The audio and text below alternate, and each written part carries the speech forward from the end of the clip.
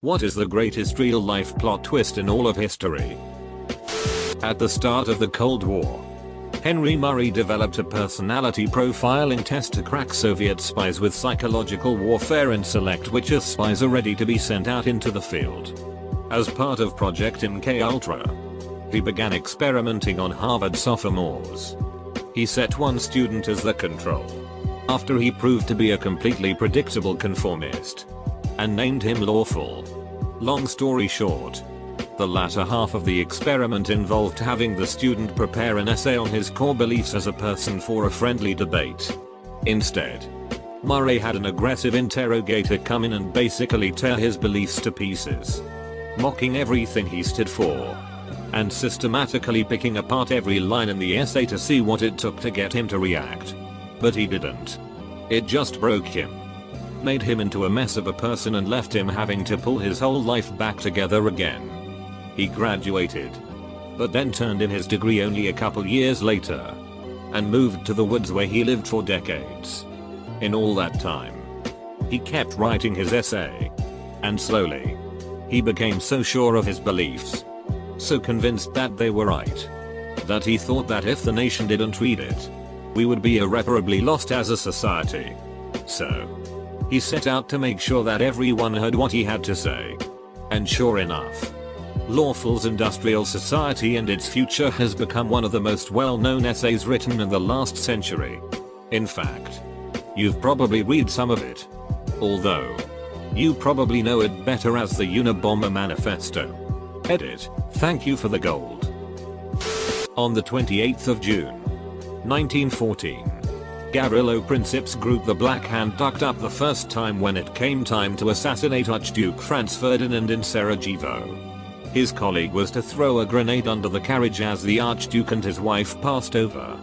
The grenade delayed and blew up as the next car came by. He panicked, swallowed a cyanide pill, and jumped in a nearby river.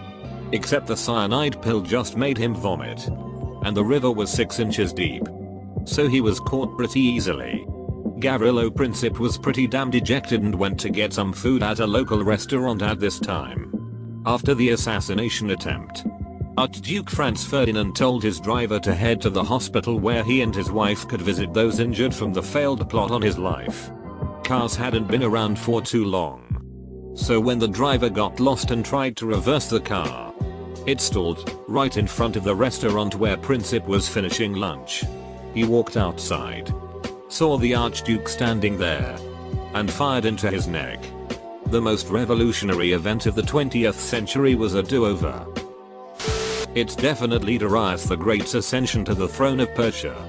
Basically, he was caught literally red-handed standing over his dead predecessor with a knife. Oh shit, thought Darius. Oh shit, said the Magi. Call the guards. This guy just murdered the emperor. Whoa guys. Listen, interrupted Darius.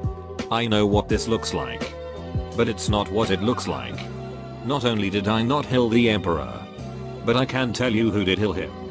It was this dead Methodica right here, who I realize looks quite a bit like the emperor, but what you need to understand here is that he was actually a shape-shifting wizard. Right? So he killed the king and pod peopled his way to the throne. And all you guys are just lucky that you had someone like me here to avenge the rightful ruler, who I totally misdealing. The Magi consulted, and with a chorus of why would someone lie about something like that, they unanimously decided to raise Darius the Wizard Slayer to the throne of Persia. Someone invaded Russia and it actually worked. Good job, Mongols. Greeks giving the city of Troy a pretty wooden horse that was secretly full of armored warriors. I'm going to simply take the answer you bear dead messenger gave 10 months ago to the same question. After World War I, France dictated the terms of armistice to the Germans. A mere 20 years later, after Germany had just got done with powering through the French in 6 weeks, Hitler set up a meeting in the same train car, in the exact same place as the armistice was signed after World War I. Except this time, he was making the terms for the armistice to the French. Double quote. And, as you hell sheep added, and, even better, A few years later the Germans blew the train up while retreating so they wouldn't have to suffer the humiliation of signing another armistice in the exact same train car. When the Allied troops discovered the horror of concentration camps during WW2, I could not imagine preparing yourself for something like that. People dreamed that the internet would be a tool for worldwide knowledge, informed discussion, and communication. However, it actually developed into a sophisticated pornography delivery system. Convicts getting sent to Australia, a much better country than where they came from. Attila the Hun turning back from his conquests after talking with Pope Leo I. When Jimmy Kimmel revealed that he was behind the twerk fail video. There was that huge boat of Titanic proportions that was purportedly unsinkable. Too bad it wasn't iceberg proof. Lady I didn't have sex with was pregnant. Plot twist. God did it and the baby was also the father. Hitler wanted to be a painter.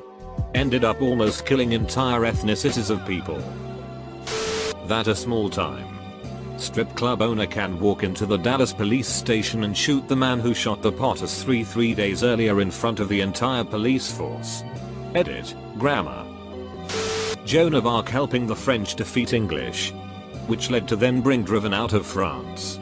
14-year-old girl coming out of nowhere, Orleans I think, to spank the English. When King Louis V suggested the guillotine be triangular shaped, then the people used it to kill him. Backstory.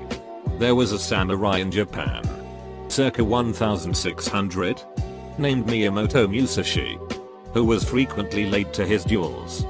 He was very skilled and world-renowned as one of the most talented samurai to have ever lived. One day, he decided to challenge the leader of the Yoshioka school, Seijiro, to a duel. Seijiro agreed. And as always, Musashi came late. He struck Seijiro with a single blow, crippling his arm and knocking him out. Seijiro decided to pass ownership of the school down to Denshichi, who immediately challenged Musashi back for revenge. Again, Musashi arrived late, disarmed and promptly defeated Denshichi. Here is where the plot twist comes into play.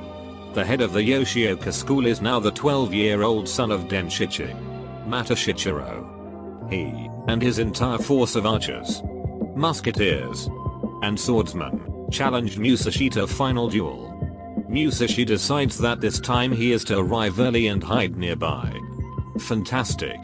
So when Matoshichiro and his army come marching by to the place where the duel is to occur, expecting a tardy Musashi as always, he springs from his hiding spot and runs to Matoshichiro, completely demolishing this 12-year-old kid. He then escapes from the force by drawing his second sword. TL. Dr. Samurai defeats an entire lineage of a martial arts school by changing from his usual routine of showing up late. Edit. Circa 1600 and his name was Miyamoto Musashi. For those wondering. Edit 2. Words. Edit 3. More words. Lee Sun-sin. Pretty much all of this guy's life was an epic twist. He joined the Korean military back in the 1500s when they were being invaded by Japan. He became a top commander and helped save his nation from being conquered by the Japanese. Then his jealous rivals had him framed, tortured, and imprisoned. When he was released from prison he re-enlisted in the military at the lowest rank. Then was promoted all the way back up to commander and once again saved his nation from defeat against impossible odds. Edit. Fixed for accuracy. The assassination of Archduke Ferdinand. The world pretty much spent the next 40 odd years down the rabbit hole. Absolutely no one saw the Big Bang coming. That a bunch of college kids would beat the Soviet army in the Miracle on Ice. The way they made it through the prelims and into the medal round. No one thought they had a shot. Besides them, Americans were so enthusiastic and supportive of the US team, but no one thought they could actually do it.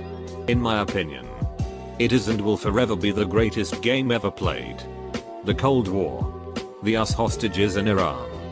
The economy. There will never be a series of events that equates to those. It may not be the most significant event in history, but I do think it was the greatest twist. The end of WW2 finding the death camps. Everybody was like, man, that Hitler guy is a massive douche. Stealing countries and imprisoning Jews and what have you. Wait, he healed them? How many? What the duck? Napoleon escaping Elba and sweeping back into brief power only to meet his Waterloo was a nice series of twists and turns. Derrick Rose's return ending with a torn meniscus. WWI Germans have better tech, weaponry, more men, and are pretty much set up to win the war. Then England miraculously gets their spy department together. U-boats stop U-boat combat. US joins the war. And tanks are invented. All in pretty short order. Japan attacking Pearl Harbor. That was a WTF just happened moment. When DB Cooper jumped off the Boeing 727 into a wormhole in the airspace over Portland. Or in Seattle. WA and was transported back to ancient times. Only to become Jesus. I got one. When WWE wrestler Chris Benoit and his family died. It was initially said they were murdered. And WWE had a memorial show on Raw for Chris Benoit. And about 18 hours later they found out Chris Benoit killed his family and hung himself.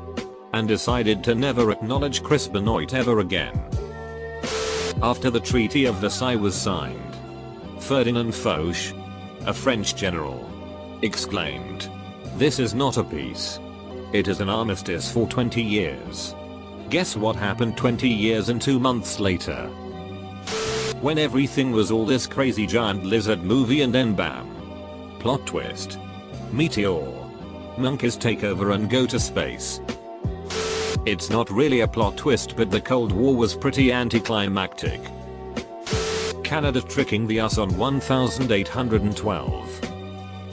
Lee Harvey Oswald getting point blank murdered 2 days after he was arrested for shooting JFK, before he had made any official confession. Dun dun dun. In 1941 the tomb of Timur Khan was exhumed by Soviet anthropologists. Upon opening the tomb an inscription within it wrote, "Whoever opens my tomb shall unleash an invader more terrible than I." Nevertheless, 2 days later Adolf Hitler launched Operation Barbarossa, which was the largest military invasion of all time. And caused more death and destruction than other nation that fought in the war would suffer. This Maginot Line is impenetrable. There's no way the Germans would go through the Ardennes. Everything is going great for the European nobles when suddenly, Black Plague. When Fry became his own grandfather. The Spanish Inquisition. Nobody expected that. When that nut job who, though the world was about to stroke 3 the size it actually is, didn't die on the ocean and somehow found a giant landmass that had stuff worth stealing on it. The real life story of Squanto. Squanto, or Tisquantum, was captured by early explorers around 1590 and taken to Europe as a slave. He escaped and spent the next 20 years or so earning enough money to get passage back to the New World. When he finally gets back to his home village he finds that just about every single American Indian on the East Coast has either died of disease or fled west. His village is abandoned. He lives a pretty solitary life for a year or so until he comes across these starving Englishmen trying to make a colony in Plymouth. Since Squanto can speak English he is able to help the pilgrims and shows them how to grow native crops in his family's abandoned fields. Thus Thanksgiving. The odds of a struggling colony landing in an almost completely depopulated land, disease ravaged just 2 years before landing, and also finding a native who speaks English. Astronomical. The English fought off a Viking invasion only to be invaded from the south by Normandy. Plot twist. Normandy was under the rule of the descendants of Vikings. So the Vikings still conquered them. A man who was seriously considered to be the future leader of MI6, the British equivalent of the CIA, during the Cold War with the Soviet Union, was actually a highly effective spy for the USSR. If one of his mentally unstable friends hadn't defected to the USSR, casting suspicion on him, he may have become head of MI6. Name was Kim Philby. And he eventually defected to the USSR. Another one of his friends from uni ended up as the royal art curator for the Queen, and was highly respected in academic circles for art analysis, and he too was a highly placed spy. This was kept under wraps until Thatcher outed him in the early 80s. The Treaty of Versailles ends the worst war known to man at the time, but sparks a Second World War. Set up the modern-day boundaries of the Middle East with no cultural considerations. And Woodrow Wilson denied Vietnam self-determination from France in order to get the treaty passed, eventually sparking the Vietnam War. The treaty that was exposed to end all wars sparked many of the current problems today. Blockbuster opened their first store in 1985. A news article in a well-read financial magazine questioned Blockbuster's business concept and saying there was no future in that business. By 1993, Blockbuster became a multi-billion-dollar industry. At its peak, Blockbuster had up to 60,000 employees and more than 9,000 stores. In 2000, a man frustrated with having to pay Blockbuster's expensive late fees thought of an alternative to the video rental system and created Netflix. He approached Blockbuster to sell his company to them for $50 million. However, Blockbuster denied the offer, saying that there was no future in that business. As of 2012, Netflix's revenue is $3.61 billion with an operating income of $50 million. Earlier this month, Netflix expressed plans to premiere movies on the same day it opening in theaters. Meanwhile, Blockbuster is out of business. The last movie rented from Blockbuster was, appropriately enough, This Is the End. There has been no confirmation of whether the rental has been returned or if late fees will apply.